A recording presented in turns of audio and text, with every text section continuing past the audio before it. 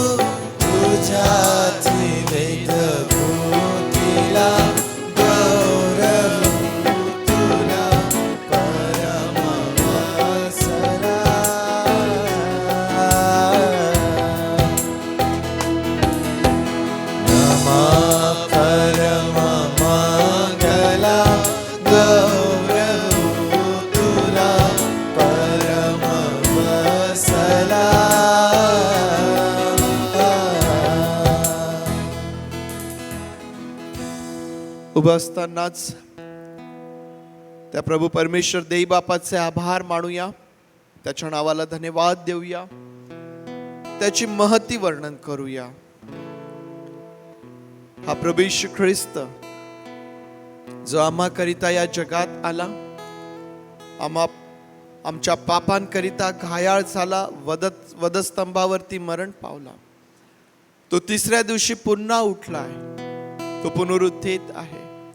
त्याच्या या अधिकारासाठी, त्याच्या या सर्व सामर्थ्यासाठी आणि त्याच्या पुनरुत्थानाद्वारे जी मोठी आशा आम्हा प्रत्येकास प्राप्त झालेली आहे, त्यासाठी आम्ही त्याच्या नावाला धन्यवाद देऊ शकतो. प्रभू, तुझे मनापासून आम्ही आभार मानतो, तुझी स्तुती करतो. पवित्र देव बापा, तुझ्या नावाला धन्यवाद धन्यवाद धन्यवाद देतो. प्रभूजी, तू आम्हासी धन्यता दिली. प्रभू होय पवित्र देव बापा, तू आम्हासी धन्यता दिली की आज पवित्र देव बापा आम्ही तुझ्या पुनरुत्थानाची आठवण करून पवित्र देव बापा तुझी महती वर्णन करू शकतो. प्रभू पवित्र देव बापा, आम्ही तुझ्या नावाला धन्यवाद देतो, आम्ही तुझी स्तुती करतो, तुला गौरवितो. पवित्र देव बापा, आम्ही तुला सर्व गौरव, सन्मान आणि सर्व प्रशंसा देतो. देव बापा, आमची विनंती आहे प्रभू, पवित्र देव बापा, पुनरुत्थानानंतर ज्या प्रकारे तू तुझ्या शिष्यांना दर्शन देतोस प्रभू, आजच्या या भक्तीमध्ये तू आमची भेट घे, तुझी उपस्थिती आमच्यामध्ये दे आणि आज तुझ्या उपस्थितीमध्ये ही विशेष उपासना देव बापा तुझ्या गौरवाकरिता आशीर्वादित कर. प्रभूचे पवित्र देव बापा, या ठिकाणी जे आम्ही सर्वजण आहोत, तू आम्हा प्रत्येकाला जाणतोस, ओळखतोस, आमची गरज तुला माहित आहे. पवित्र देव बापा, आज तुझ्या सामर्थ्याने ती पूर्ण कर. प्रभूचे आमची प्रार्थना आहे पवित्र देव बापा, प्रभू आज जो सर्व वेळ आम्ही या ठिकाणी एकत्र असणार आहोत, पवित्र देव बापा, तो सर्व आम्ही तुझ्या हातांमध्ये समर्पित करतो. प्रभू तू आशीर्वादित कर. प्रभू तू आशीर्वादित कर, प्रभू तू आशीर्वादित कर. उत्तम प्रकारचं वातावरण तू आम्हास दे. तुझ्या लेकरांचं येणं परत जाणं सुरक्षित तू कर पवित्र देई बापा. आणि तुझं गौरव तू करून घे पवित्र देई बापा. होय प्रभूचे, आम्ही तुझ्या नावाला धन्यवाद देतो पवित्र देई बापा. आम्ही तुझ्या नावाला धन्यवाद देतो प्रभूच्या. आजच्या भक्तीचा प्रत्येक भाग आम्ही तुझ्या हातांमध्ये समर्पित करीत. होय पवित्र देई बापा, आमच्या स्वतःला तुझ्या हातांमध्ये देत देई बापा. तुझ्या दयेची अपेक्षा करीत पवित्र देई बापा. आम्ही तुला विनवितो की तू आमची क्षमा कर आणि तुझ्या उपस्थितीने आज आम्हा सर्वांस आशीर्वादित कर प्रभूचे. प्रार्थना आमचा प्रवेश याच्या नावात मागतो म्हणून तू ऐक. आमेन आमेन. बसूया आपण.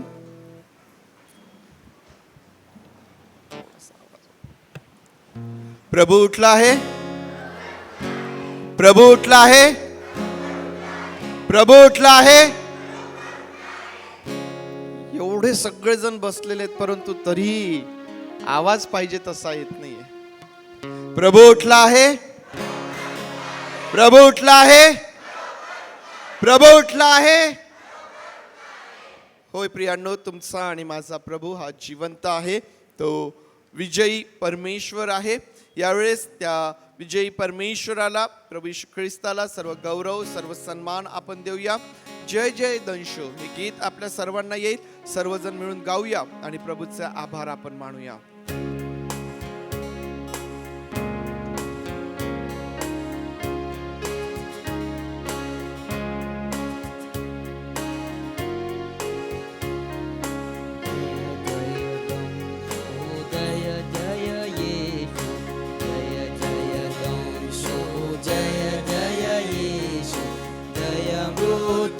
जय पाप हरा, ताप हरा, क्रांति हरा, शांति करा. जय जय दंशो, जय जय येशु, जय जय दंशो, जय जय येशु.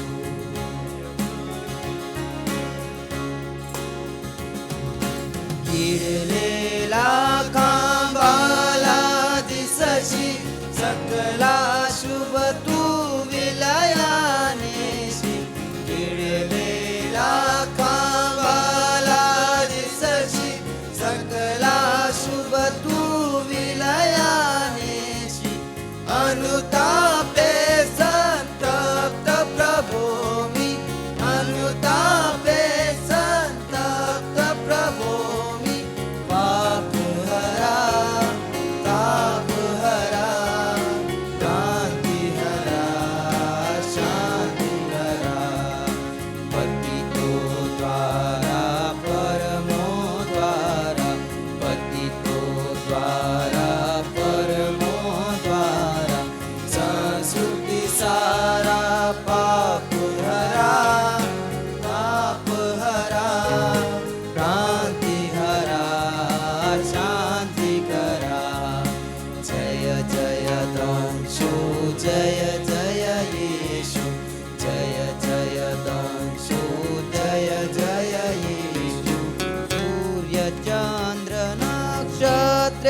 लपली सृष्टी भयानक रूपे विटली. सूर्य चंद्र नक्षत्रे लपली सृष्टी भयानक रूपे विटली. झालो मेलो विलया गेलो, झालो मेलो विलया गेलो. पाप हरा,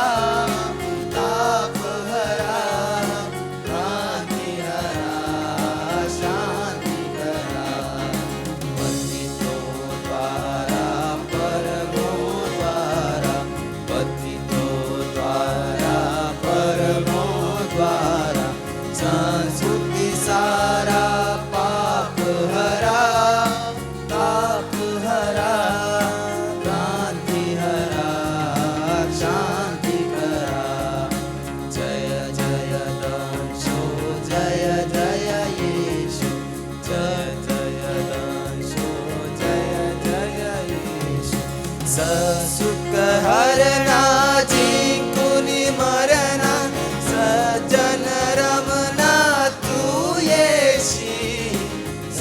सुख हरना जिंकून मरना सजन रमना तू येशी जय जयकारे विश्वधनाने जय जयकारे विश्वधनाने पाप हरा ताप हरा क्रांति हरा शांति करा पतितो द्वारा परमो द्वारा पतितो द्वारा परमो द्वारा संस्कृति सारा पाप हरा ताप हरा क्रांति हरा शांति करा जय जय दांशो जय जय येशु जय जय दांशो जय जय येशु नेत्री हृदयी प्रभु संचरला आत्मा माझा प्रभुमय झाला नेत्री हृदयी प्रभु संचरला आला आत्मा माझा प्रभुमय झाला जय जय बोलू नाचू डोलू जय जय बोलू नाचू डोलू पाप हरा ताप हरा क्रांति हरा शांति करा पतितो द्वारा परमो द्वारा पतितो द्वारा परमो द्वारा संस्कृति सारा पाप हरा ताप हरा क्रांति हरा शांति करा जय जय दांशो जय जय येशु जय जय दांशो जय जय येशु टिळक या गीतामध्ये प्रभू येशू ख्रिस्त जो मृत्युंजय आहे, जो मरणावर विजयी झालेला परमेश्वर आहे, त्याचं वर्णन ते करतात. प्रभू येशू ख्रिस्त जो वधस्तंभावरती मरण पावला आणि जो तिसऱ्या दिवशी पुन्हा उठला, त्याद्वारे त्याने जी शांती प्रस्थापित केलेली आहे, मनुष्य आणि देव यांच्यामध्ये जी शांती त्याने प्रस्थापित केलेली आहे, त्याचं वर्णन ते करतात. प्रभू येशू ख्रिस्ताच्या पुनरुत्थानामुळं जो सर्व परिणाम मनुष्यावरती झालेला आहे, त्याचं वर्णन ते या गीतामध्ये करीत परमेश्वराची महती वर्णन करतात. यावेळेस पवित्र शास्त्रामधून आपण पुनरुत्थानाचा तो जो भाग आहे तो आपण वाचणार आहोत. लुकाच्या शुभवर्तमानातून आपण वाचणार आहोत आणि आपण सर्वजण यावेळेस आपल्या जागेवरती उभं राहूया आणि आपण सर्वजण मिळून हा पुनरुत्थानाचा जो संदर्भ आहे लुक शुभवर्तमानामध्ये जो आम्हाला सापडतो, तो यावेळेस आपण सर्वजण मिळून आपण वाचणार आहोत. लूक 24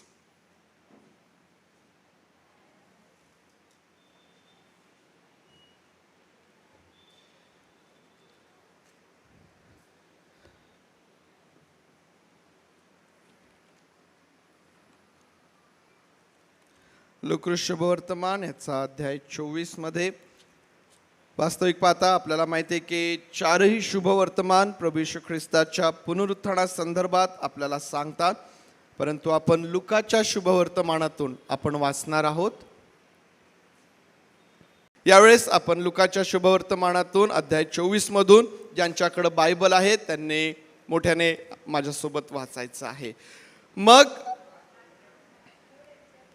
सगळ्यांनी मिळून, ज्यांच्याकडे बायबल आहे त्या सगळ्यांनी मिळून, मग आठवड्याच्या पहिल्या दिवशी मोठ्या पहाटेस आपण तयार केलेली सुगंधी द्रव्ये घेऊन त्या कबरेजवळ आल्या. तो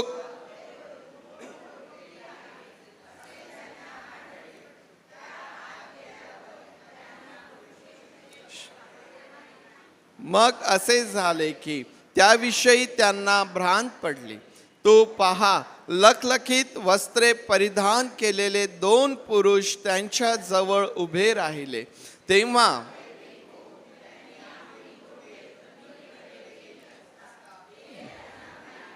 तुम्ही जिवंतांचा शोध मेलेल्यांमध्ये का करता? तो येथे नाही तर उठला आहे. तो गालिलात होता, तेव्हाच त्याने तुम्हाला काय सांगितले याची आठवण करा. ते असे की मनुष्याच्या पुत्राला पापी जणांच्या हाती धरून देण्यात यावे, त्याला वधस्तंभावर खेळण्यात यावे व तिसऱ्या दिवशी त्याने पुन्हा उठावे, याचे अगत्य आहे. तेव्हा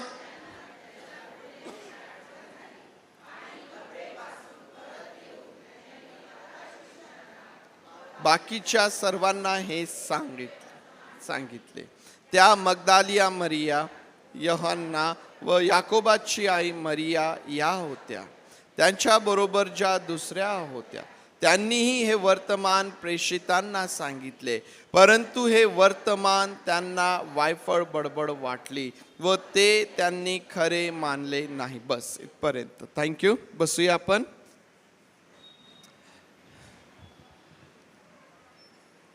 लुकाच्या शुभवर्तमानामधून आपण प्रभू येशू ख्रिस्ताच्या पुनरुत्थानासंदर्भात आम्ही या ठिकाणी वाचतो की मोठ्या पहाटेस अंधारातच या ज्या स्त्रिया आहेत त्यांनी जी सुगंधी द्रव्ये तयार केलेली होती ती घेऊन त्या कबरेजवळ आल्यात.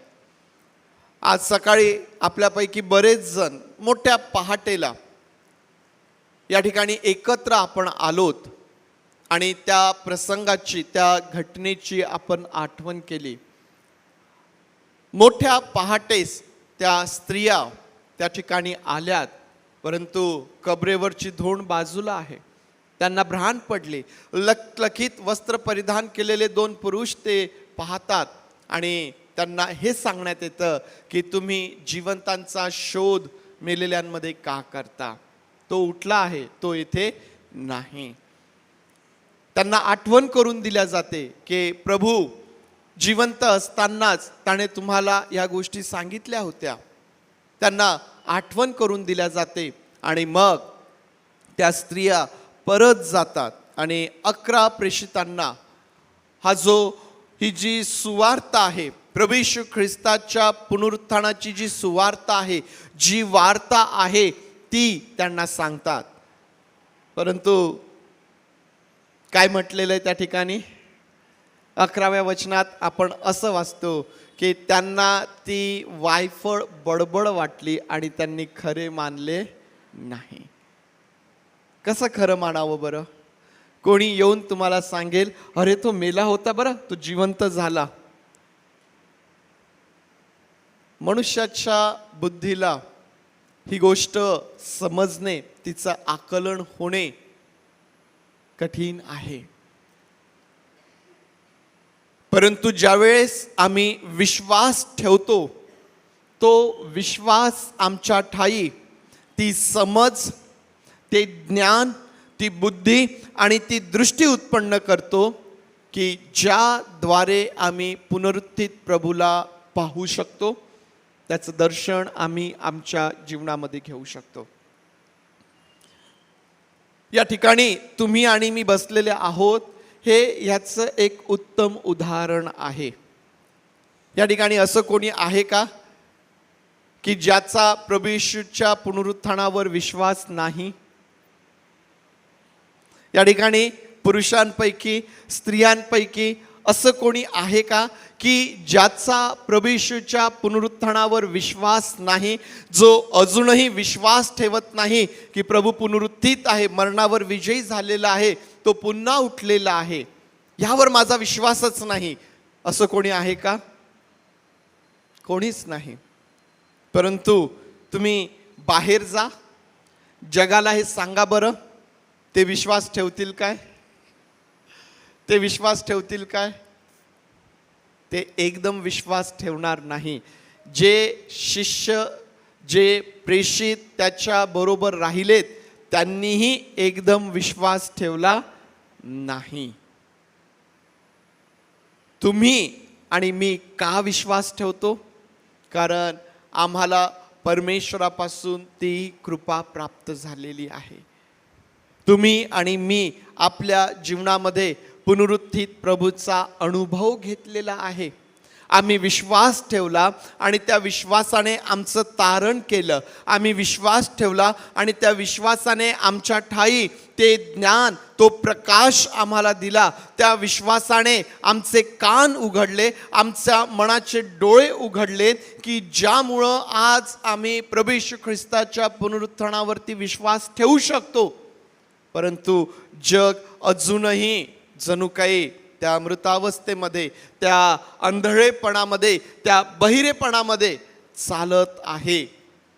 परंतु आज तुम्ही आणि मी या आपणास ही धन्यता प्राप्त झालेली आहे की आम्ही आज प्रभू येशू ख्रिस्ताचं पुनरुत्थान, त्याची आठवण करत आहोत, ते साजरं करीत आहोत आणि परमेश्वराचं गौरव आपण या ठिकाणी करीत आहोत. प्रियांनो, तो जिवंत आहे, तो उठलेला आहे, तो पुनरुत्थित आहे. आणि म्हणून आज आम्ही देवाचे आभार मानू शकतो याकरिता की प्रभू, तू माझे डोळे उघडलेस. आम्ही प्रभूचे आभार मानू शकतो की प्रभू, माझ्या ठाई तू ते काम केलं की ज्यामुळं आज मी तुझ्या पुनरुत्थानावर विश्वास ठेवू शकतो.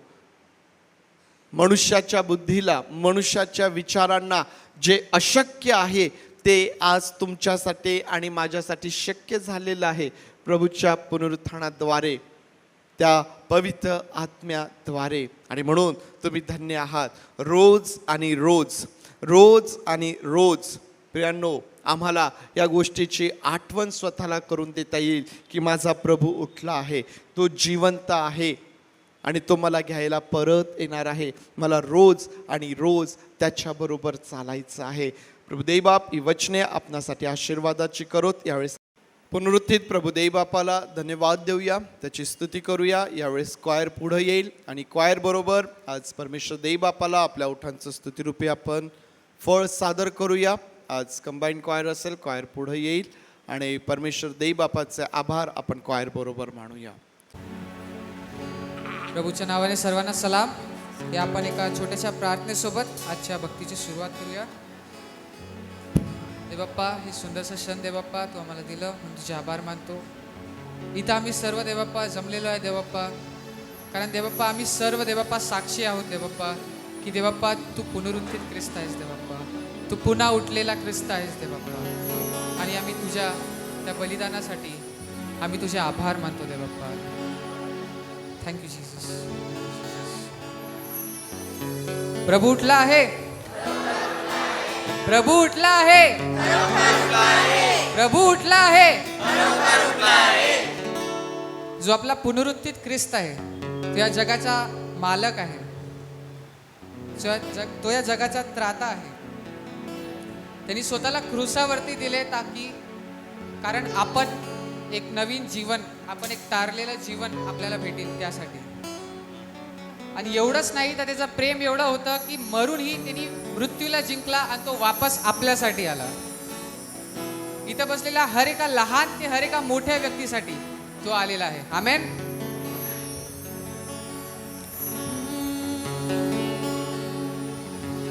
तो जगाचा त्राता पालक, मालक या विश्वाचा, क्रूसावरती अर्पुनी प्राण उठला तारायाला. ख्रिस्त माझा तो सर्वांचा ज्ञान मात्याला, तो जिया फुला तारणारा या समात्याला. ख्रिस्त माझा, ख्रिस्त माझा तो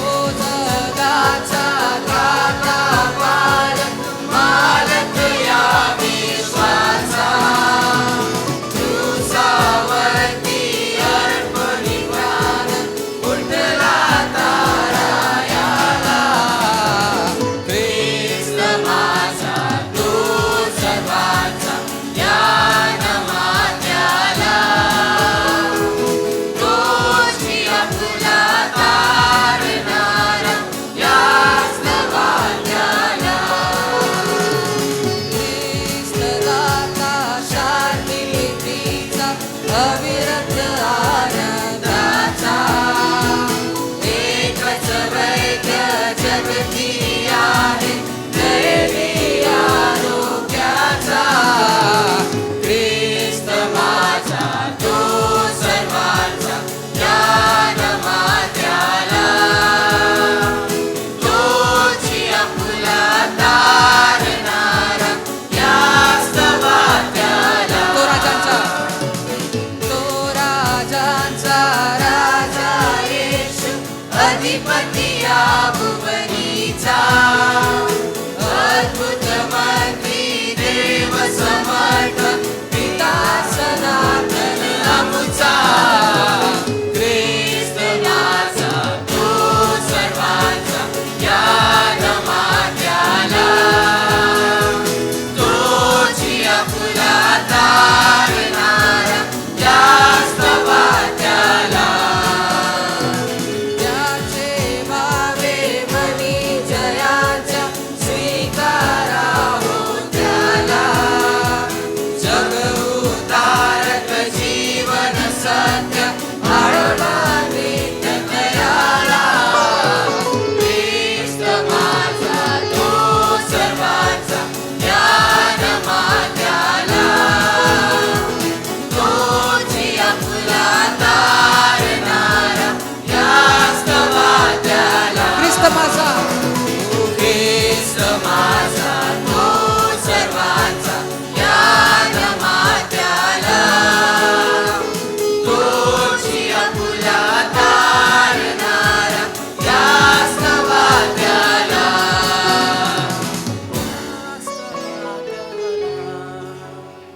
आपण सर्व आपल्या जागेवर उभं राहूया.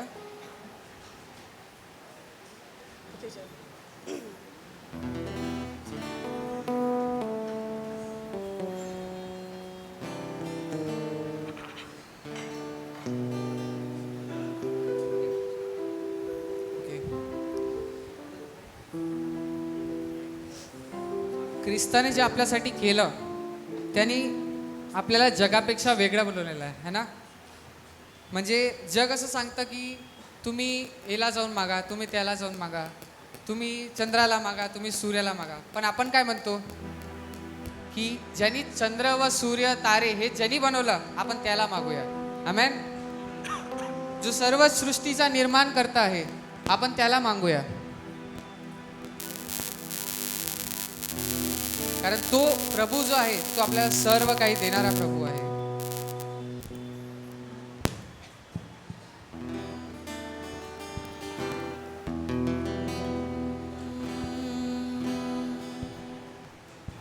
Check. Hello, check.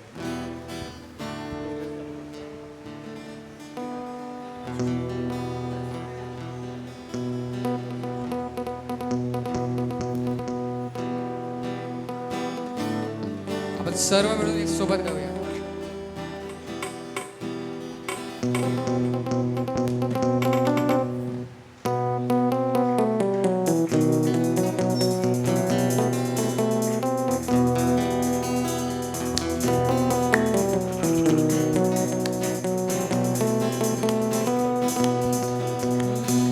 चांद सूरज की प्रस्तिश हम नहीं करते.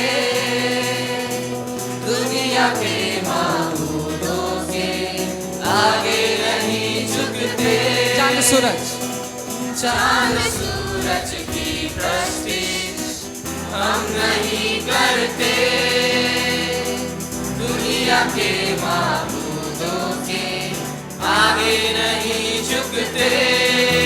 क्योंकि जिंदा खुदा है हमारा, जिंदा खुदा है हमारा. क्योंकि जिंदा खुदा है हमारा, जिंदा खुदा है हमारा. क्योंकि जिंदा खुदा है हमारा, जिंदा खुदा है हमारा. क्योंकि जिंदा खुदा है हमारा, जिंदा खुदा है हमारा.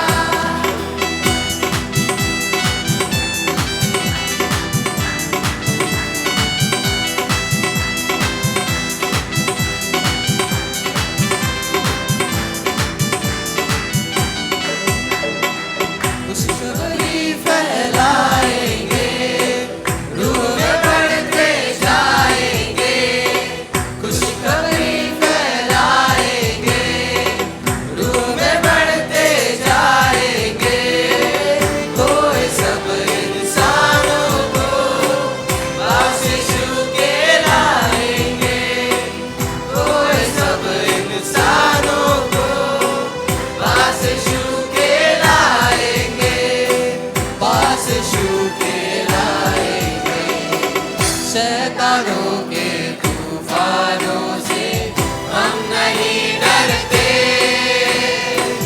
शैतानों के तूफानों से हम नहीं डरते, क्योंकि जिंदा खुदा है हमारा, जिंदा खुदा है हमारा, क्योंकि जिंदा खुदा है हमारा, जिंदा खुदा है हमारा, क्योंकि जिंदा खुदा है हमारा, जिंदा खुदा है हमारा, क्योंकि जिंदा खुदा है हमारा, जिंदा खुदा है हमारा।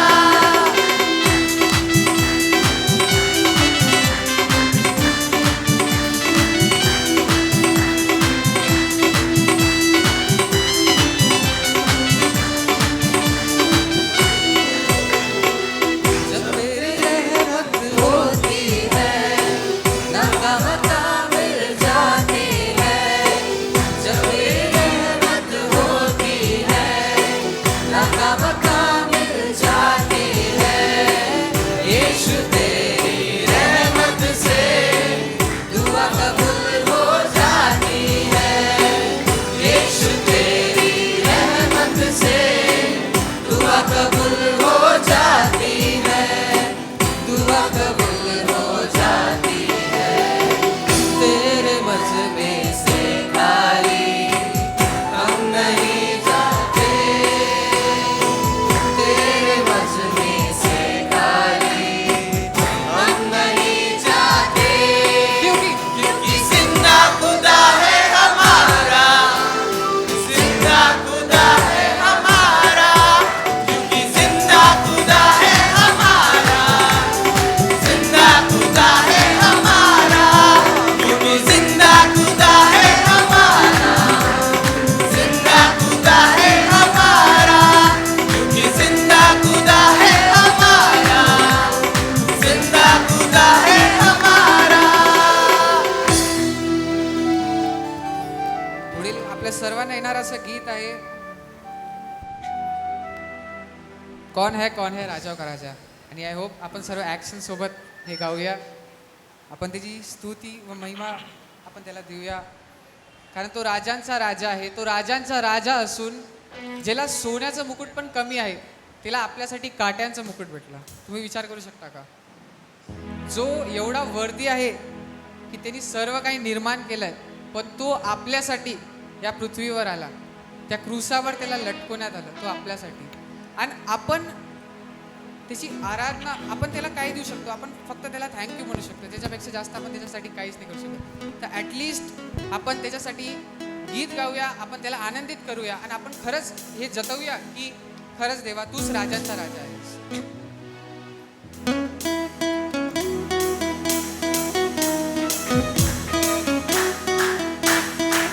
सर्व टाळी वाजूया.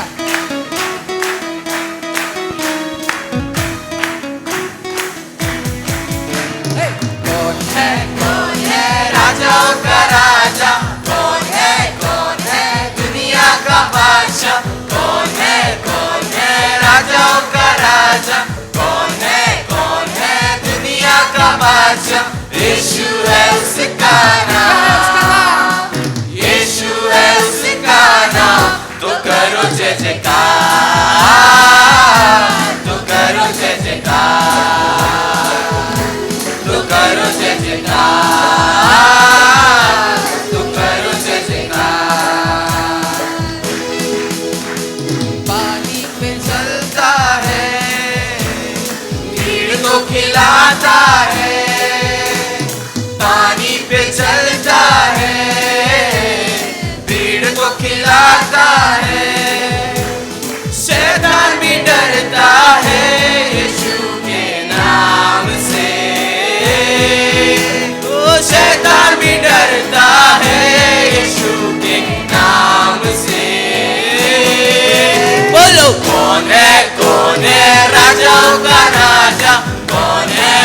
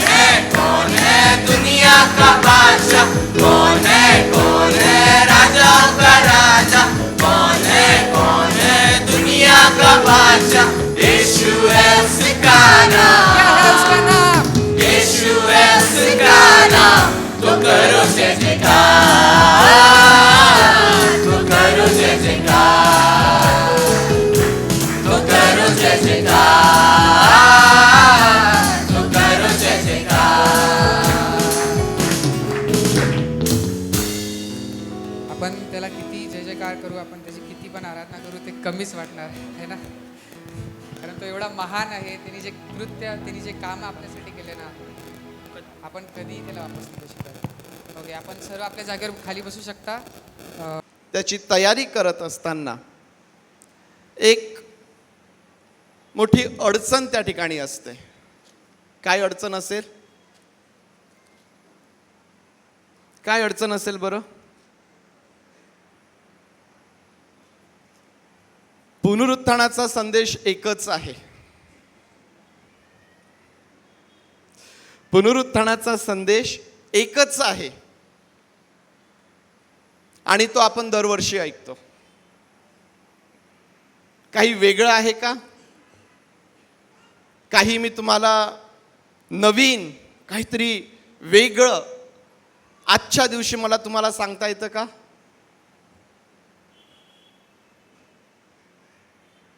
आणि पुनरुत्थानाचा संदेश देत असताना संदेश एकच आहे आणि तो संदेश तुम्हाला माहीत आहे. काय आहे पुनरुत्थानाचा संदेश? काय आहे पुनरुत्थानाचा संदेश? माहीत आहे तुम्हाला? काय आहे पुनरुत्थानाचा संदेश प्रियांनो? आम्ही अजूनही दुविधा मनस्थितीमध्ये आहोत काय? जर मंडळी दुविधा मनस्थितीमध्ये आहे तर मग मला सोपं आहे. कारण मग तुम्हाला जे माहीत नाही ते मी तुम्हाला सांगेल, परंतु मी जे तुम्हाला सांगणार आहे ते तुम्हाला माहीत आहे. कारण पुनरुत्थानाचा संदेश हा एकच आहे आणि तो संदेश म्हणजे प्रभू उठला आहे. तो आता कबरेमध्ये नाही. तो आता कबरेमध्ये नाही. सकाळी एका शुभवर्तमानामधून, लुकाच्या शुभवर्तमानातून आपण पुनरुत्थानाच्या संदर्भात आपण वाचलं. आता मत्तयाच्या शुभवर्तमानातून आपण वाचूया 28वा अध्याय. टेक्निकल प्रॉब्लेम अजूनही आहे? ओके, जर सॉल्व्ह झाला असेल तर मत्तय 28 आणि वचन 1 ते 7 पर्यंत वाचा कोणीतरी. ज्याच्याकडे माईक आहे समोर, आपल्या समोर वचन आहे. 1 ते 7 वचने आपल्याला वाचायची. आशिष आपल्यासाठी वाचत आहे. शब्बादानंतर आठवड्याचा पहिला दिवस उजाडताच मगदालिया मरिया व दुसरी मरिया या कबर पाहण्यास आल्या.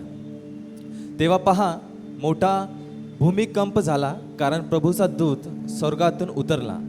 त्याने येऊन धोंड एकीकडे लोटली आणि तिच्यावर तो बसला. त्याचे रूप विजेसारखे होते व त्याचे वस्त्र बर्फासारखे शुभ्र होते. त्याच्या भयाने पहारेकरी थरथर कापले व मृतप्राय झाले. देवदूताने त्या स्त्रियांना म्हटले, तुम्ही भिवू नका. वधस्तंभावर खिळलेल्या येशूंचा शोध तुम्ही करत आहात हे मला ठाऊक आहे. तो तेथे नाही, तो येथे नाही, कारण त्याने सांगितल्याप्रमाणे तो उठला आहे. या, प्रभू निजला होता ते हे स्थळ पहा आणि लवकर जाऊन त्यांच्या शिष्यांना सांगा की तो मेलेल्यातून उठला आहे. पहा, तो तुमच्या आधी गालिलात जात आहे. तेथे तो तुमच्या दृष्टीस पडेल. पहा, मी तुम्हाला हे सांगितले आहे. पहा, मी तुम्हाला हे सांगितले आहे. स्वर्गातून स्वर्गदूत त्या ठिकाणी आहे आणि काय संदेश देत आहे? तो येथे नाही, तो उठला आहे. या, पहा, तो निजला होता ते ठिकाण तुम्ही पहा. त्याचं शरीर ज्या ठिकाणी ठेवलं होतं ते तुम्ही पहा. तो येथे नाही, तो उठला आहे. आणि म्हणून तुम्ही जा आणि शिष्यांना सांगा, तो तुमच्या आधी गालिलात जात आहे. तुम्ही जा आणि शिष्यांना सांगा. प्रार्थना करूया. प्रभू, हा पुनरुत्थानाचा संदेश स्वर्गातून स्वर्गदूताने येऊन सांगितला. पवित्र देव बापा,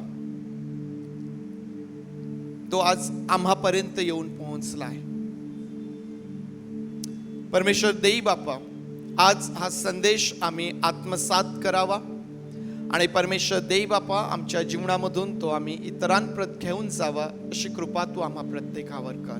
प्रभू, मी तुझे आभार मानतो, मी तुझी स्तुती करतो. तुझ्या वचनाचं सामर्थ्य आम्हा प्रत्येकास अनुभवास येऊ दे प्रभू. तुझे आभार मानतो आणि प्रार्थना प्रभू येशू याच्या नावात मागतो म्हणून तू ऐक. आमेन, आमेन. प्रभू येशू ख्रिस्ताच्या पुनरुत्थानाचा जो संदेश आहे तो स्वर्गातून स्वर्गदूत येत आहेत आणि त्या स्त्रियांना तो संदेश दिला जात आहे. प्रभू येशू ख्रिस्ताचा जेव्हा जन्म झाला तेव्हा कोणी संदेश दिला? कोणी तो संदेश आणला? कोणाला देण्यात आला? स्वर्गातून स्वर्गदूत येतो आणि प्रभू येशू ख्रिस्ताच्या जन्माचा संदेश मेंढपाळांना देतो आणि मग मेंढपाळ जाऊन त्याचं दर्शन घेतात आणि जे त्यांना सांगण्यात आलेलं आहे ते इतरांना देखील सांगतात. हा प्रभू येशू ख्रिस्त या भूतलावरती देवाच्या मानवाच्या कृपेत वाढत गेला आणि मग जेव्हा त्याची वेळ आली त्याने त्याच्या सेवेला आरंभ केला.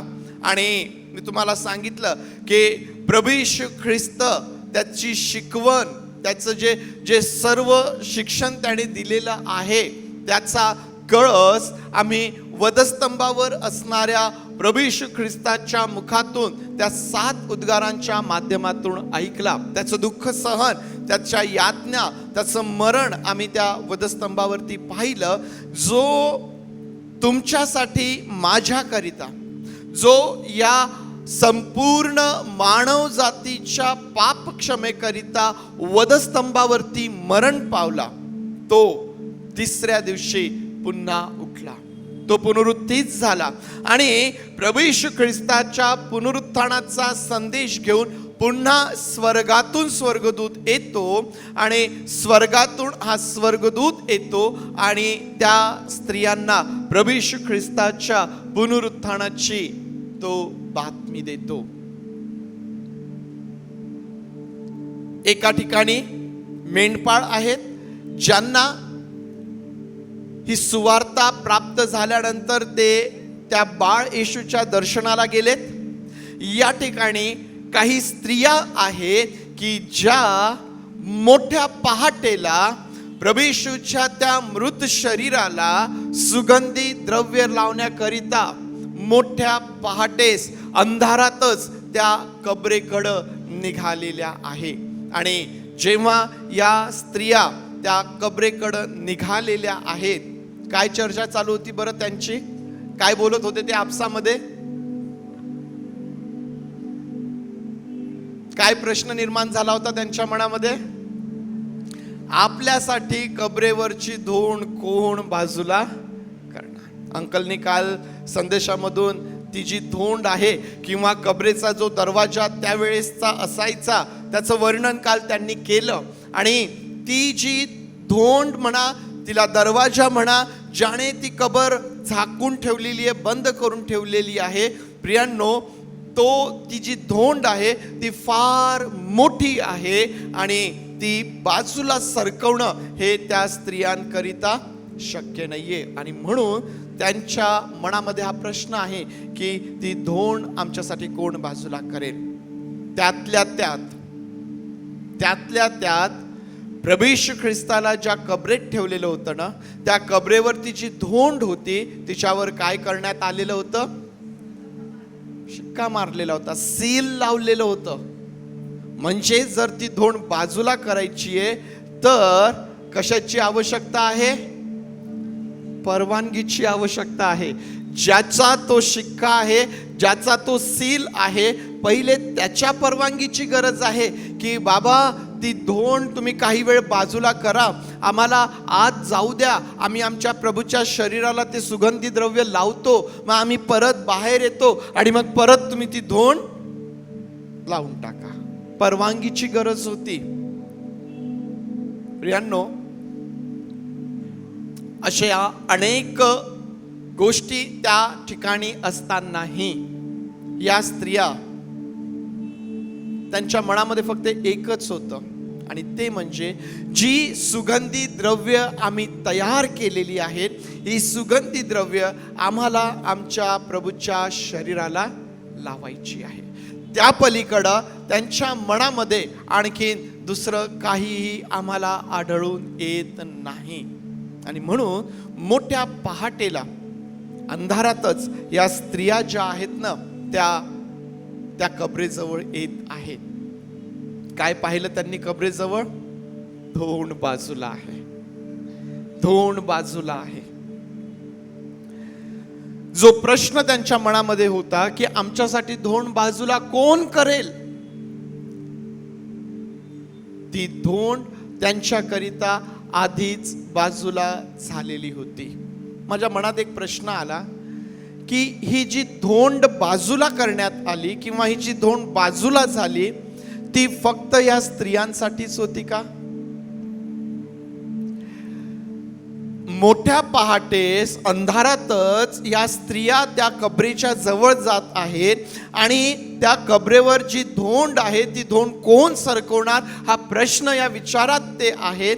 ही धोंड आधीच बाजूला सरकलेली आहे, ती केवळ या स्त्रियांसाठी नव्हती, तर ती संपूर्ण जगाकरिता प्रियांनो ती धोंड जी आहे ती बाजूला करण्यात आलेली आहे. आवश्यकता फक्त एकच आहे की ज्यांचं अंतःकरण प्रभूकडं लागलेलं आहे ना, त्यांना प्रभूचं दर्शन आपल्या जीवनामध्ये होतं. ज्यांचं अंतःकरण अजूनही प्रभूपासून दूर आहे, ज्यांचं अंतःकरण अजूनही जगातील गोष्टींमध्ये गुंतलेलं आहे, जे अजूनही जगाच्या आकर्षणामध्ये, या जगाच्या सर्व सुख विलासामध्ये जे व्यस्त झालेले आहेत, ज्यांना त्याचं आकर्षण आहे, मला असं वाटतं की जरी कबरेवर धोंड नाहीये, ती तेव्हाच बाजूला सरकली, परंतु अशा अंतःकरणाकरिता, अशा व्यक्तीकरिता ती तशीच असावी. पुनरुत्थानाचा संदेश काय आहे हा प्रभू येशू त्या कबरेमध्ये नाही, ती धोंड बाजूला सरकलेली आहे,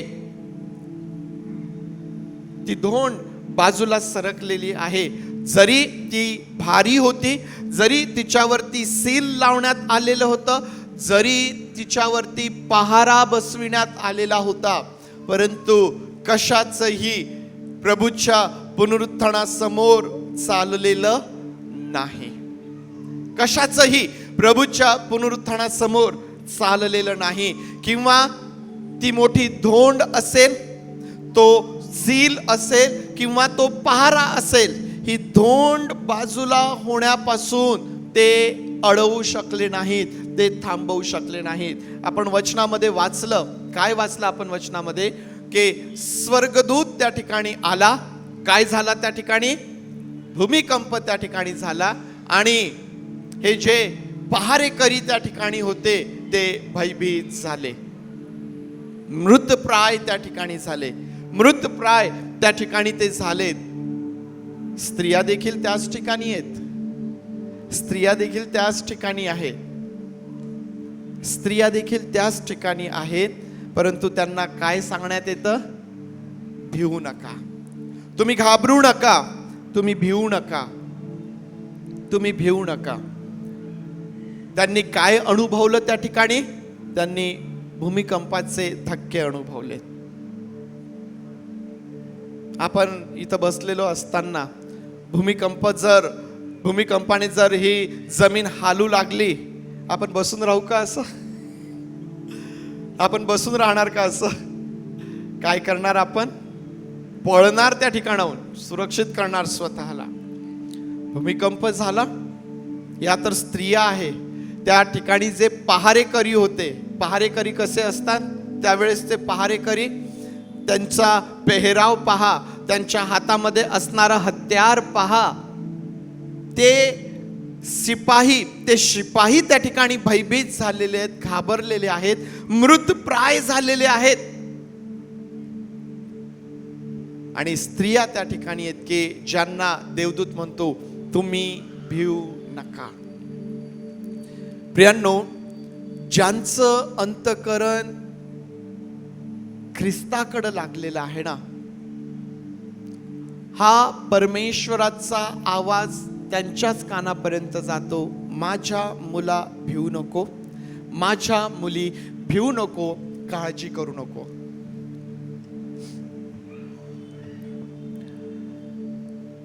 ज्यांचं लक्ष या जगात लागलेलं आहे त्यांना काय दिसतं माहितीये?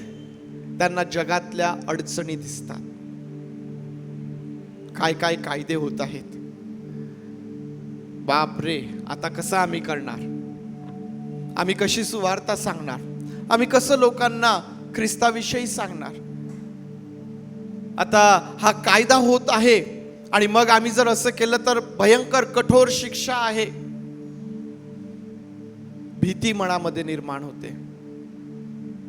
एखादी एमर्जन्सी आली, एखादा आजार, एखादं काही भयंकर परिस्थिती निर्माण झाली, घाबरून जातात, घाबरून जातात. प्रियांनो, आज तुमच्यासाठी आणि माझ्यासाठी हे फार महत्त्वाचं आहे की स्वर्गातून तुमच्यासाठी आणि माझ्यासाठी हा संदेश आहे, घाबरू नका, भिऊ नका. जग घाबरेल, जग मृतप्राय होईल, जगाला समजणार नाही, जगाला सुचणार नाही. आता मी काय करू? आता मी काय करू? मी कुठं पळू? मी कुठं लपू? माझी गरज कशी पुरविल्या जाणार? माझ्यासाठी कोण उभं राहणार? जग घाबरेल प्रियांनो, जग घाबरेल. परंतु तुम्हाला आणि मला घाबरण्याची गरज नाही. तुम्हाला आणि मला घाबरण्याची गरज नाही, कारण तुमचा आणि माझा विश्वास त्या प्रभू येशू ख्रिस्तावरती आहे. मी हा विश्वास बाळगतो की या ठिकाणी जे आपण सर्वजण बसलेले आहोत ना, आपलं मन त्या पुनरुत्थित ख्रिस्ताकडे लागलेलं आहे. ज्यांचं मन पुनरुत्थित ख्रिस्ताकडे लागलेलं आहे, ज्यांचा विश्वास त्या ख्रिस्तावरती आहे, त्यांना घाबरण्याची गरज नाही. त्यांना घाबरण्याची गरज नाही, कारण पुनरुत्थानाचं सामर्थ्य जे आहे ना, ते तुमच्याकडं आहे. पुनरुत्थानाचं सामर्थ्य काय आहे? पुनरुत्थानाच्या सामर्थ्याने काय केलेलं आहे प्रियांनो? मरणावरती विजय मिळवलेला आहे. जगातली सगळ्यात मोठी भीती, जगातलं सगळ्यात मोठं दुःख जर कोणतं असेल तर ते आहे मृत्यू, मरण. मनुष्याच्या जीवनामधलं सर्वात मोठं दुःख आणि सर्वात मोठं भय जर काही असेल तर ते आहे मरण, मृत्यू. मानवाच्या जीवनातला हा सर्वात मोठा दुःखाचा भाग, सर्वात मोठा भयाचा भाग जो आहे ना, तोच पुनरुत्थानाच्या द्वारे त्याचं सामर्थ्यच नाहीसं करण्यात आलेलं आहे, त्याचं भयच नाहीसं करण्यात आलेलं आहे. आता मरणाला कुठलाही अधिकार तुमच्यावरती आणि माझ्यावरती नाही प्रियांनो. मग ज्याने आमची एवढी मोठी गरज पूर्ण केली, ज्याने आमचं एवढं मोठं भय नाहीसं केलं, एवढं मोठं दुःख नाहीसं केलं, मग आमच्या जीवनामध्ये आणखीन काय राहिलेलं आहे बरं? जर काही राहिलेलं असेल, जर अजूनही आम्ही निराशेत जीवन जगत आहोत, जर आम्ही अजूनही दुःखामध्ये जीवन जगत आहोत, जर आम्ही अजूनही अस्थिरतेमध्ये, अशांततेमध्ये जीवन जगत आहोत, तर प्रियांनो, यामध्ये त्या पुनरुत्थित प्रभूचा दोष नाही. त्यामध्ये दोष तुमचा आणि माझा आहे, कारण आमचं अंतकरण त्या पुनरुत्थित प्रभूकडे लागलेलं नाहीये. आम्ही आज का निराश आहोत? आम्ही आज का दुःखी आहोत? आज आम्ही का अस्थिर आहोत? आम्ही आज का भयभीत आहोत? कारण आमचं लक्ष जे आहे ते जगाकडे लागलेलं आहे. ज्यांचं लक्ष पुनरुत्थित प्रभूकडे लागलेलं आहे ना प्रियांनो, त्यांना त्यांच्या जीवनामध्ये ते पुनरुत्थानाचं सामर्थ्य प्राप्त होतं. प्रभू त्या कबरेमध्ये नाही. त्या स्त्रिया मोठ्या पहाटेला कबरेजवळ गेल्यात. 2 बाजूला आहे. देवदूत म्हणतो येऊन पहा, तो निजला होता, ते ठिकाण तुम्ही पहा, तो आता तिथं नाहीये. प्रभू कबरेमध्ये नाहीये. मग प्रभू कुठं आहे? प्रभू कुठं आहे आता? प्रभू जर कबरेमध्ये नाही तर तो कुठं आहे? काय उत्तर आहे आमच्याकडं? आमच्याकडं उत्तर काय आहे? जर प्रभू येशू ख्रिस्त त्या कबरेमध्ये नाही तर मग तो कुठं आहे? मला असं वाटतं की या प्रश्नाचं उत्तर प्रत्येकाने आपल्या स्वतःला देण्याची गरज आहे. या प्रश्नाचं उत्तर प्रत्येकाने आपल्या स्वतःला देण्याची गरज आहे. पवित्र शास्त्र जे उत्तर देतं ते मी तुम्हाला देईल, परंतु तुमचं उत्तर काय आहे ते तुम्हाला द्यायचं आहे. प्रभू जर कबरेत नाही तर तो कोठा आहे याचं उत्तर पवित्र शास्त्र जे देतं ते मी तुम्हाला देत आहे. परंतु जर प्रभू तिथं नाही तो कुठं आहे याचं उत्तर तुमच्याकडं काय आहे? पवित्र शास्त्राकडे उत्तर आहे. तुमचं आणि माझं वैयक्तिक उत्तर काय आहे ते आम्ही आमच्या स्वतःला द्यायचं आहे. पवित्र शास्त्र आम्हाला सांगतं त्या स्त्रियांना काय सांगितलं देवदूताने? तो येथे नाही, तुम्ही काय करा? त्याच्या शिष्यांना जाऊन सांगा. काय सांगा? की तो तुमच्या आधी गालिलात जात आहे. प्रभू कबरेमध्ये नाही, तो येथे नाही, तर तो कुठं आहे? तो शिष्यांना दर्शन देत आहे. तो शिष्यांना दर्शन देत आहे. आम्ही पाहतो की सर्वप्रथम प्रभू कोणाला मिळाला? तो कोणाला दिसला? त्याने कोणाला दर्शन दिलं? त्या कबरेच्या जवळ उभी असलेली मरिया मगदालिया. प्रभू तिच्याशी भेटला. प्रभूने तिला दर्शन दिलं. काय करत होती मरिया? काय करत होती मरिया? जर तुम्ही योहान 20:11 ते 18 जर वाचलं तर त्या ठिकाणी आपण रेफरन्सेस वाचणार नाही कारण पुष्कळ वेळ होईल, परंतु तुमच्या माहितीसाठी मी ते सांगत आहे की योहान 20:11 ते 18 मध्ये जर तुम्ही पाहिलं तर मरिया त्या ठिकाणी रडत आहे, प्रभूचा शोध घेत आहे. ती कबरेच्या जवळ जाते, डोकावून पाहते, बाहेर येते. त्या कबरेच्या अवतीभोवती ती फिरत आहे, शोधत आहे, रडत आहे. प्रभू ज्यावेळेस तिला दर्शन देतो ती प्रभूला ओळखत नाही. काय म्हणते त्याला? माळी म्हणते. अंकलनी काल आपल्याला सांगितलं कारण ही कबर एका बागेमध्ये होती आणि बाग म्हटली की तिची मशागत करण्याकरिता कोणीतरी त्या ठिकाणी असेल ज्या व्यक्तीला त्या बागेची जबाबदारी दिलेली आहे आणि म्हणून हा माळी आहे या विचाराने ती त्याला म्हणते की जर तू माझ्या प्रभूचं शरीर कुठं नेलेलं असेल, जर तू माझ्या प्रभूला कुठं ठेवलं असेल तर तू मला सांग, म्हणजे मी त्याला घेऊन जाईल. प्रभू काय म्हणतो? मरिये. आणि प्रभूचा हाच आवाज, प्रभूची हीच वाणी मरियेला आपल्या प्रभूची आठवण करून देते. ज्याचा शोध ती घेत आहे ही त्याचीच वाणी आहे हे मरियेला त्या ठिकाणी समजून येतं. तो मरियेशी बोलतो, तो मरियेला दर्शन देतो. मग मरियेला दर्शन दिल्यानंतर प्रभू येशू ख्रिस्त आणखीन शिष्यांना दर्शन देतो. त्यानंतर तो कोणाला दर्शन देतोय? जर आम्ही लूका शुभवर्तमान 24वा अध्याय आणि 13 पासून 35 पर्यंतची जर वचने वाचली तर प्रभू त्या ठिकाणी अम्माऊस गावाच्या रस्त्यावर दोघांना दर्शन देत आहे. काय करतायत हे दोघ जण? त्या अमाऊस गावाला जात आहे. यरुशलेम मधून अमाऊस गावाला ते जात आहे आणि जात असताना ते काय चर्चा करत आहे? हे कसं काय झालं? या ज्या स्त्रिया आपल्याला येऊन सांगतायत की प्रभू उठला आहे, हे कसं काय आहे? हे कसं काय शक्य आहे? त्यांना तिथं शरीर सापडलं नाही. दूताने येऊन सांगितलं की तो इथे नाही, तो उठला आहे. पेत्र योहान त्या ठिकाणी गेले, त्यांना त्याचं शरीर त्या ठिकाणी सापडलं नाही. प्रभू जरी त्यांना त्या ठिकाणी दिसला नाही, परंतु त्याचं शरीरही त्या ठिकाणी नव्हतं.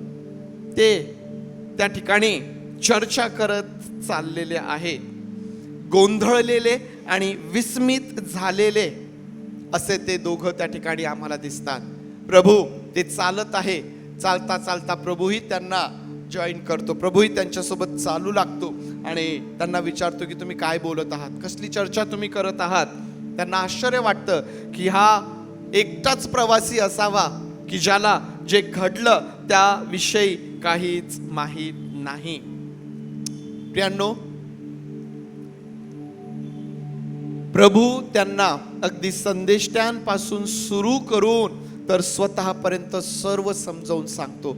त्यांचा गोंधळ तो नाहीसा करतो. त्यांचा गोंधळ तो नाहीसा करतो.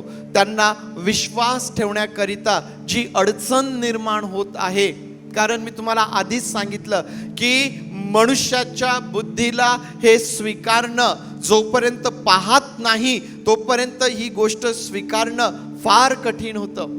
आणि म्हणून प्रभू यांचा गोंधळ नाहीसा करत आहे. जे त्याच्याविषयी सांगून ठेवण्यात आलेलं होतं त्या गोष्टी तो त्यांना सांगतो. आणि मग जेव्हा ते आग्रहाने या प्रभूला आपल्या घरी घेऊन जातात, त्या ठिकाणी आम्ही पाहतो की जेव्हा प्रभू भाकर मोडतो त्यावेळेस ते त्याला ओळखतात. ते जसं त्याला ओळखतात तो त्यांच्यापासून अंतर्धान पावतो, निघून जातो. काय केलं त्यांनी? रात्र होत चाललेली होती.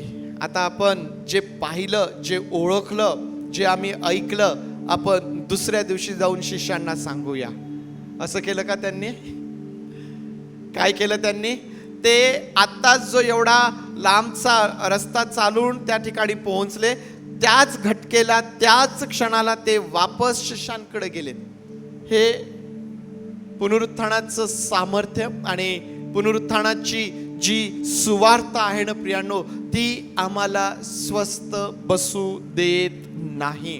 ती आम्हाला स्वस्थ बसू देत नाही.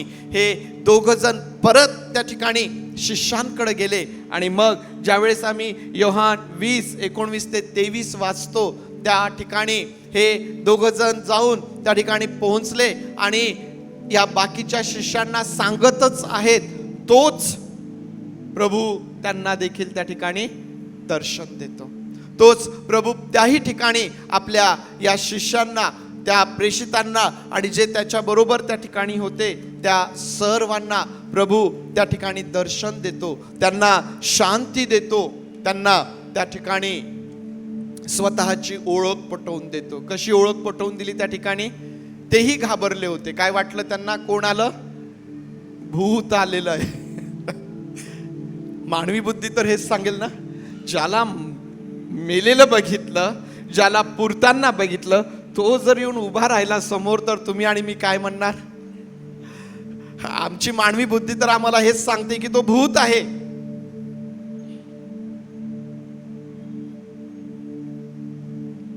परंतु प्रभू खात्री करून देतो. कशी खात्री करून दिली प्रभूने?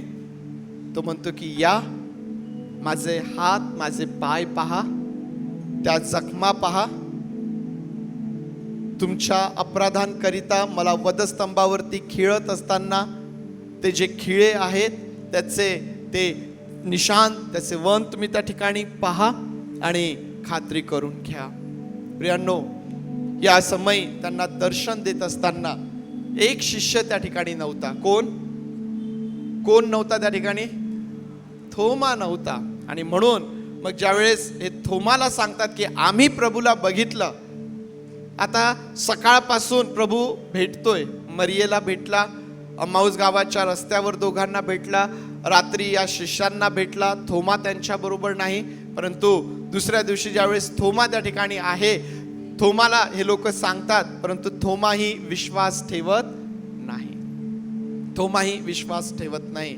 थोमा आवर्जून म्हणतो की मी जोपर्यंत त्याच्या हातांमध्ये माझा बोट, त्याच्या कुशीमध्ये माझा हात घालणार नाही ना, तोपर्यंत मी विश्वास ठेवणारच नाही. आणि मग ज्यावेळेस थोमा त्यांच्या बरोबर आहे 8 दिवसांनी, ज्यावेळेस थोमा त्यांच्या बरोबर आहे, प्रभू पुन्हा आपल्या शिष्यांना दर्शन देतो. आणि थोमाला तो जे बोलतो ना, ते आपल्यासाठी फार आशीर्वादाचं आहे. काय बोलतो तो थोमाला?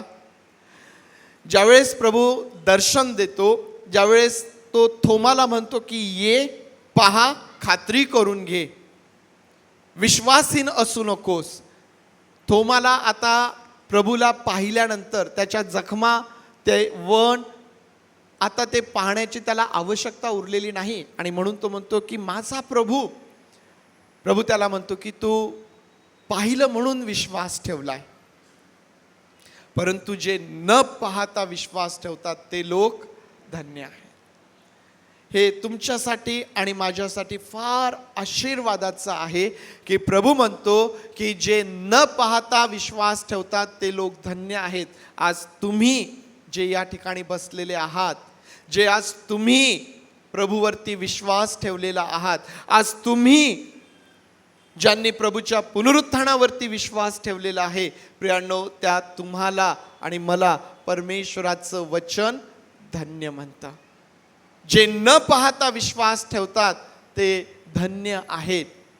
या प्रकारे प्रभू ख्रिस्त 40 दिवसांपर्यंत या शिष्यांना वेगवेगळ्या प्रकारे वेगवेगळ्या ठिकाणी तो दर्शन देत राहिला आणि मग तो वर स्वर्गात घेतला गेला.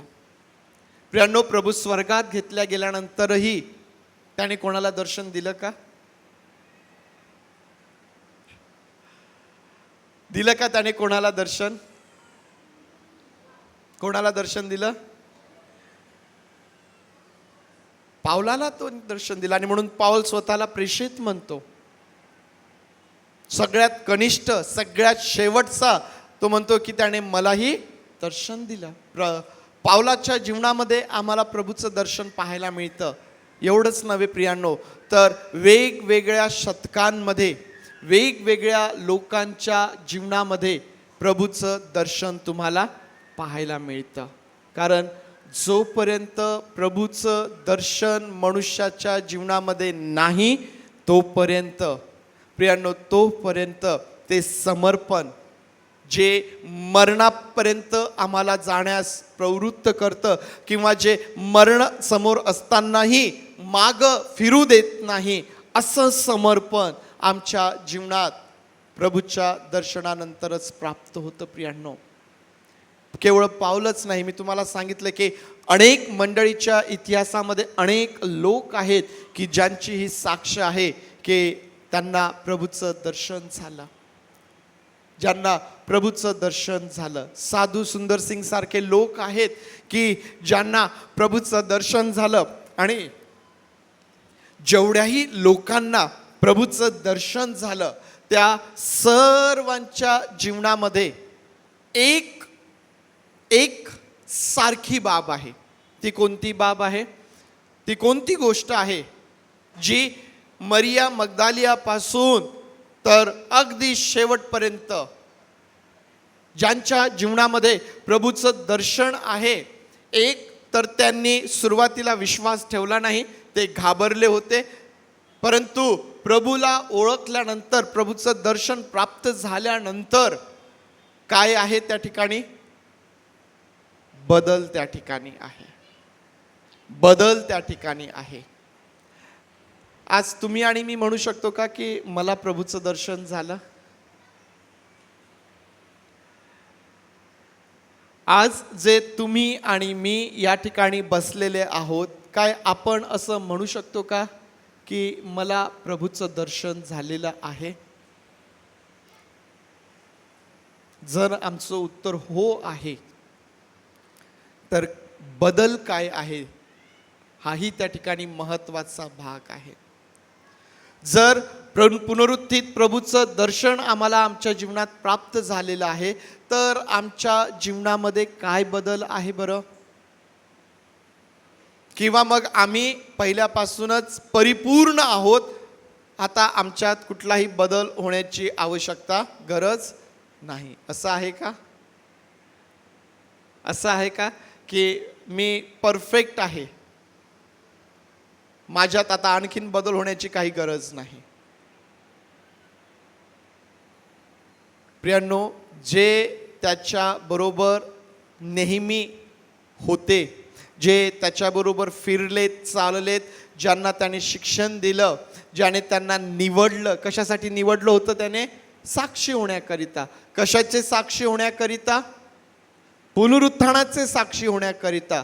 पुनरुत्थानाची साक्ष देत असताना जर बदल नाही तर पुनरुत्थानाची साक्ष ही सामर्थ्यहीन होऊन जाते. प्रियांनो, जर माझ्या जीवनामध्ये पुनरुत्थानाचं सामर्थ्य नाही, जर माझ्या जीवनामध्ये बदल नाही आणि जर मी दुसऱ्याला जाऊन सांगतो तर त्याचा कुठलाही प्रभाव त्या व्यक्तीवरती होणार नाही. तुम्हाला काय वाटतं की जर या शिष्यांच्या जीवनामध्ये बदल दिसून आला नसता, प्रभू येशू ख्रिस्तावर विश्वास ठेवणाऱ्या लोकांच्या जीवनामध्ये बदल दिसून आला नसता तर लोकांनी विश्वास ठेवला असता काय? पुनरुत्थानाचं सामर्थ्य काय करतं? पुनरुत्थानाचं सामर्थ्य आम्हाला नवीन करतं, ते आम्हाला बदलून टाकतं. आणि जर आम्ही बदललेलो नाही, जर आमच्यामध्ये कुठलाही नवीनपणा नाही, तर याचा एकच अर्थ आहे की आम्हाला अजूनही पुनरुत्थित प्रभूचं दर्शन नाही.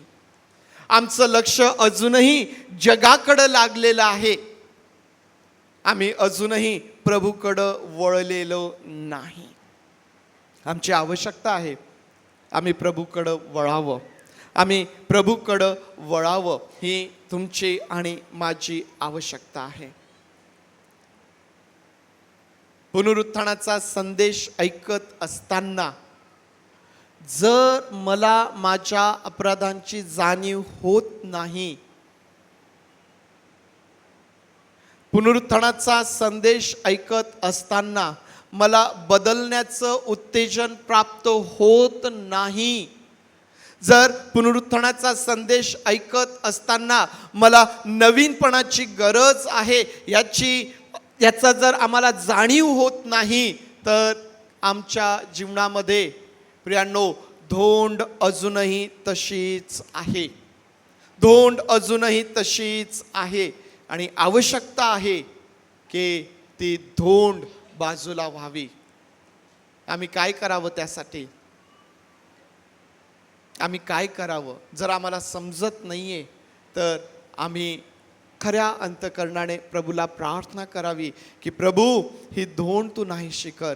प्रभू, माझे डोळे तू उघड. प्रभू, माझे कान तू उघड. प्रभू, माझं मन तू उघड. प्रभू, माझं कठीण झालेलं हृदय तू फोड, कारण मला त्याची गरज आहे. मला त्याची गरज आहे प्रभू, मला त्याची गरज आहे. पुनरुत्थित प्रभू कबरेमध्ये नाही, तो शिष्यांना दर्शन देत आहे. आज तुम्हाला आणि मला त्याचं दर्शन झालेलं आहे की नाही हे आमच्यासाठी महत्त्वाचं आहे. पुनरुत्थित प्रभू त्या कबरेमध्ये नाही, तो कोठे आहे याचं उत्तर आणखीन आम्हाला पवित्र शास्त्र काय देतं? तो कुठं घेतला गेला? स्वर्गात घेतला गेला. तो कबरेमध्ये नाही, तो आता कुठं आहे? पित्याच्या उजवीकडं तो बसलेला आहे. काय करत आहे त्या ठिकाणी? काय करत आहे? मध्यस्थी करत आहे. कोणासाठी मध्यस्थी करत आहे? आणि म्हणून मी तुम्हाला म्हटलं की प्रार्थना करा. तोही मध्यस्थी करत आहे.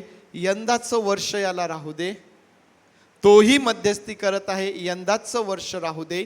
आणि जर तुम्हीही आणि मीही जर प्रार्थना करतो की प्रभू तू बदल, वचन सांगतं की दोघांची प्रार्थना, दोघांची विनंती ऐकल्या जाते. ज्या ठिकाणी दोघं एका मनाने प्रार्थना करतात, एका दिलाने प्रार्थना करतात, ती प्रार्थना ऐकल्या जाते. स्वर्गात प्रभू मध्यस्थी करत आहे. या ठिकाणी तुम्ही आणि मी ज्यावेळेस प्रार्थना करत आहोत प्रियांनो, त्याचा परिणाम आमच्या जीवनामध्ये बदल दिसतो. प्रभू मध्यस्थी करत आहे. आणखीन काय करत आहे तो त्या ठिकाणी? आणखीन काय करत आहे तो त्या ठिकाणी? शिष्यांना जाताना त्याने काय सांगितलं? मी जातो आणि तुमच्यासाठी जागा तयार करतो. तो तुमच्यासाठी आणि माझ्यासाठी त्या ठिकाणी जागा तयार करत आहे. तो माझ्यासाठी मध्यस्थी करत आहे. तो माझ्यासाठी जागा तयार करत आहे.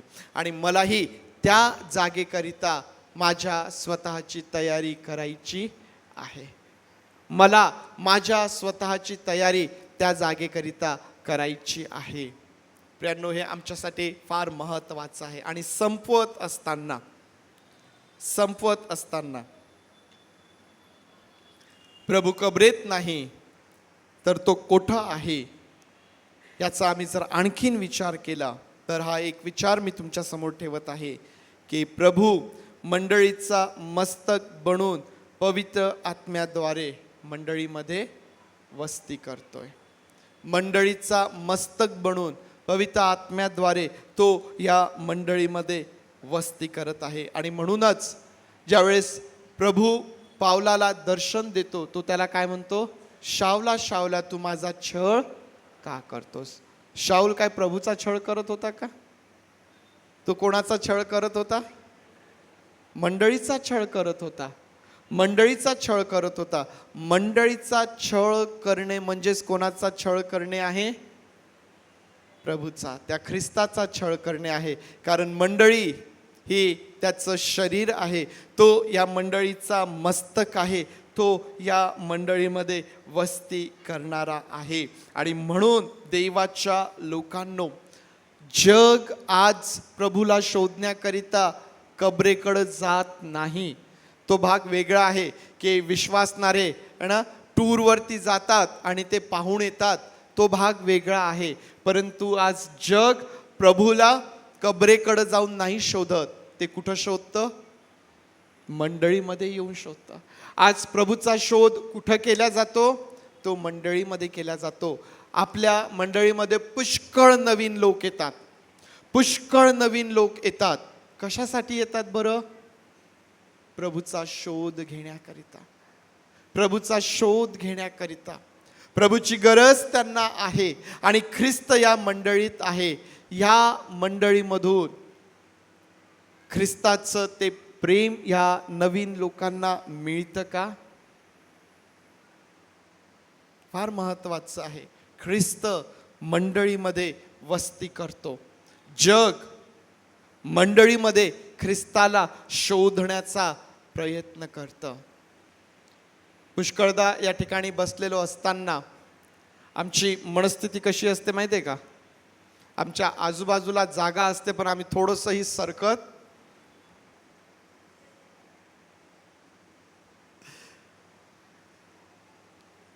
कोणाला वाईट वाटावं किंवा कोणाला उद्देशून बोलावं हा अर्थ मुळीच नाही. परंतु हा विचार करण्याचा भाग आहे की लोक उभे आहेत. मी त्या व्यक्तीला बसण्यासाठी जागा करून देऊ शकतो परंतु मी ते करून देत नाही. आम्ही कसं ख्रिस्ताचं प्रेम जर आम्ही आपसातच एकमेकांनाच जर मंडळीलाच ख्रिस्ताचं प्रेम देऊ शकत नाही तर जे नवीन लोक बाहेरून येतात त्यांना आम्ही कधी द्यावं? कसं? फार मोठा प्रश्न आहे. मंडळीने एक गोष्ट नेहमी लक्षात ठेवा. जर एकही नवीन व्यक्ती या ठिकाणी येऊन जर अडखळला ना तर त्याचा जाब आम्हाला प्रभूला द्यावा लागणार आहे. त्याचा जाब आम्हाला प्रभूला द्यावा लागणार आहे. जर माझ्या जीवनाच्या द्वारे, जर माझ्या बोलण्याच्या द्वारे, माझ्या कृतीच्या द्वारे जर एकही आत्मा हरविला जातो, जर एकाकरिताही जर माझं जीवन अडखळण दाखल बनतं, जर ही मंडळी अडखळणा दाखल बनते तर त्याचा जाब आम्हाला प्रभूला द्यावा लागणार आहे. प्रियांनो, प्रभू का वधस्तंभावरती मरण पावला, तो का पुनरुत्थित झालेला आहे याकरिता की तुमचं आणि माझं तारण व्हावं.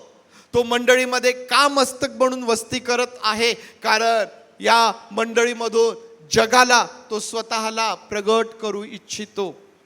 हे आम्ही समजून घेणं गरजेचं आहे. जेव्हा जगाने मंडळीमध्ये ख्रिस्ताला पाहिलं, तेव्हाच त्यांनी विश्वासणाऱ्यांना ख्रिस्ती हे नाव दिलं. नेहमी सांगितलं जातं, मंडळीने हे नाव मागितलं का? विश्वासणारे बोलले का की आम्हाला ख्रिस्ती म्हणा? आम्हाला बोलण्याची गरज नाही, परंतु आमची कृती आमच्या शब्दांपेक्षा जास्त प्रभावी ठरते. प्रियांनो, आमची कृती. जेव्हा जगाने पाहिलं की यांच्यामधून ख्रिस्त दिसतो, त्यांनी विश्वासणाऱ्यांना ख्रिस्ती हे नाव त्या ठिकाणी दिलेलं आहे. प्रियांनो,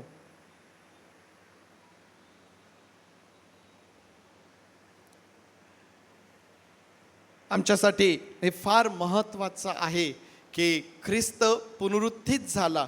तो कब्रेमध्ये नाही, तो शिष्यांना दर्शन देत आहे, तो स्वर्गामध्ये मध्यस्थी करत आहे, जागा तयार करत आहे, तो मंडळीचा मस्तक बनून मंडळीमध्ये वस्ती करत आहे.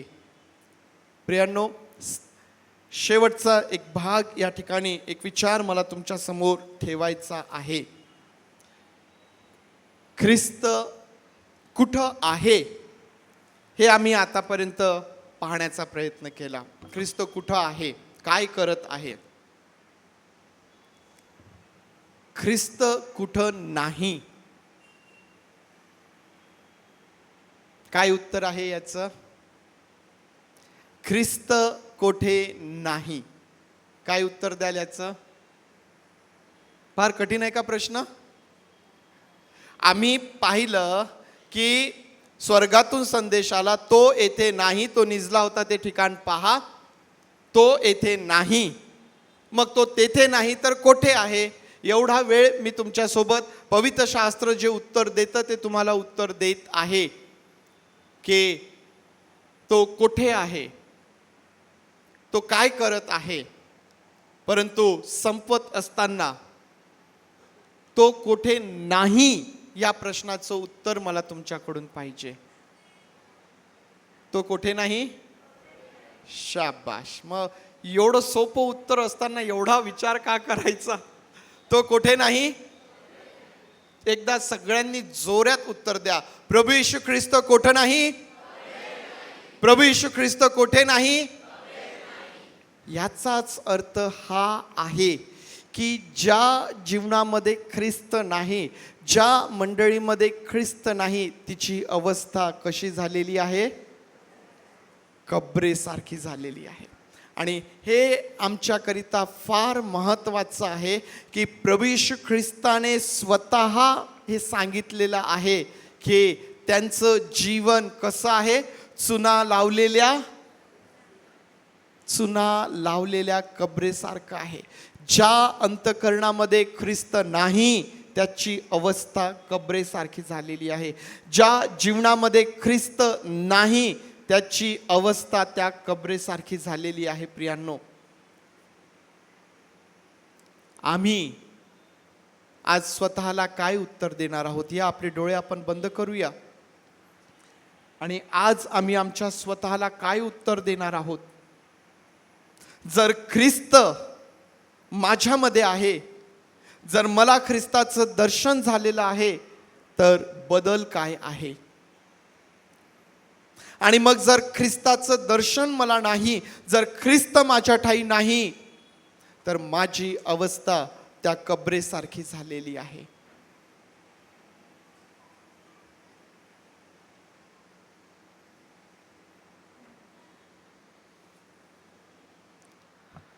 आज पुनरुत्थानाचं सामर्थ्य आम्हाला एक नवीन विजय आमच्या जीवनामध्ये देऊ इच्छितो. आज पुनरुत्थानाचं सामर्थ्य आम्हाला बदलण्याकरिता तयार आहे. आम्ही बदलण्यासाठी तयार आहोत काय?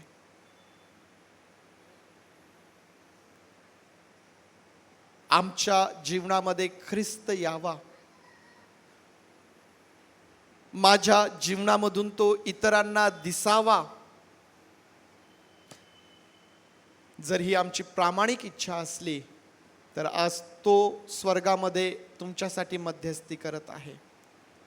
आणि जी मध्यस्थी त्याने आतापर्यंत केली की यंदाचंही वर्ष राहू द्या, हे वर्ष तुमच्याकरिता फळांचं वर्ष ठरणार आहे. जर बदल ख्रिस्त तुमच्या जीवनामध्ये जर तुम्ही त्याला प्राप्त करून घेतलं तर हे वर्ष, हे यंदाचं वर्ष हे मोठ्या हंगामाचं असणार आहे, फलद्रूप होण्याचं असणार आहे.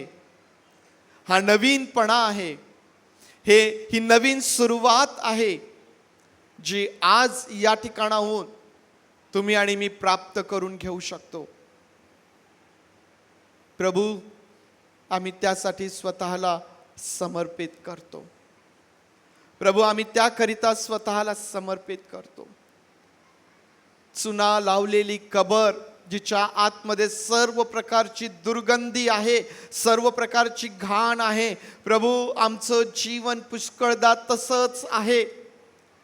आमची क्षमा कर आणि आम्हास धू शुद्ध कर. पवित्र देव बापा, धू शुद्ध कर. तुझ्या वस्तीचं ठिकाण तू कर. आम्हास बदल, आम्हास नवीन कर.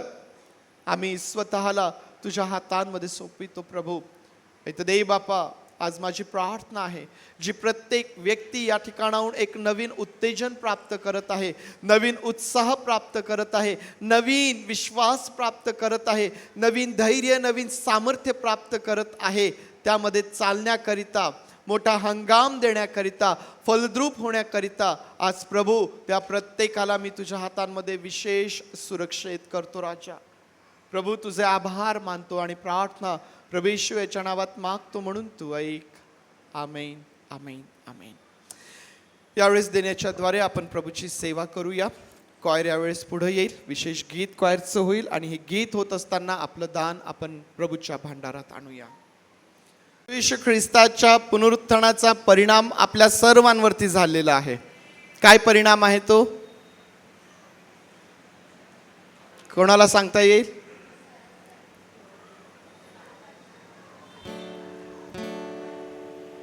आम्हाला प्रभू येशू ख्रिस्तामध्ये फार मोठी आशा प्राप्त झालेली आहे. जग मरणाला घाबरतं, मरणाकरिता शोक करतं, दुःख करतं, परंतु प्रभू येशू ख्रिस्त काय म्हणतो? पुनरुत्थान व जीवन मीच आहे. जो माझ्यावर विश्वास ठेवतो तो मेला असला तरी, आणि जिवंत असलेला प्रत्येक जण जो विश्वास ठेवतो तो कधीही मरणार. फार मोठी आशा ही फक्त विश्वासणाऱ्यांकडे आहे. आणि म्हणून यावेळेस आपण सर्वजण उभं राहूया. राखीच्या बुधवारपासून सुरू झालेला हा सर्व उपास प्रार्थनेचा कार्यक्रम, जो सर्व भाग आहे, आज सहभोजनाने संपणार आहे. या आपण सर्वजण उभे राहूया. या सर्व उपक्रमामध्ये ज्या सर्वांनी प्रत्यक्ष अप्रत्यक्षपणे कष्ट घेतले त्या तुम्हा सर्वांचे मी आभार मानतो. यावेळेस प्रभूने शिकवलेली प्रार्थना करूया, सुवंददेव परात्पर हे गीत म्हणूया आणि मग आशीर्वाद घेऊया. हे आमच्या स्वर्गातील बापा, तुझे नाम पवित्र मानले जाव, तुझे राज्य येऊ, जसे स्वर्गात तसेच पृथ्वी. तुझ्या इच्छेप्रमाणे जे रोजचे भाकर आज आम्हास दे, आणि जसे आम्ही आमच्या ऋणास ऋण सोडले तसेच तो आमचे ऋणे आम्हास सो, आणि आम्हास परीक्षेत आणू नकोस, तर आम्हास वाईटापासून सोड. कारण की राज्य, सामर्थ्य आणि गौरव हे सर्व काळ तुझेच आहेत. आमेन.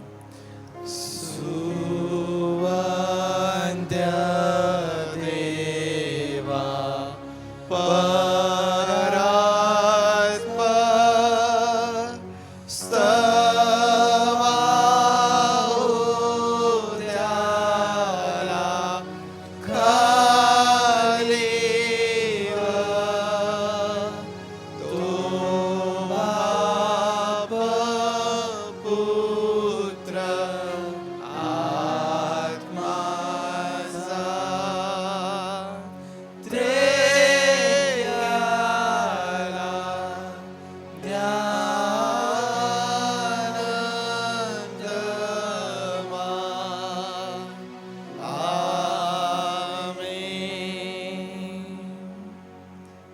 आता जो प्रभू येशू ख्रिस्त मरण पावला, ज्याला पुरले आणि जो तिसऱ्या दिवशी पुन्हा उठला, त्या पुनरुत्थित प्रभू येशू ख्रिस्ताची कृपा, देव बापाची प्रीती आणि पवित्र आत्म्याची सुसंगती तुम्हा सर्वांबरोबर प्रभू येशू ख्रिस्त येईपर्यंत सदुदित असो.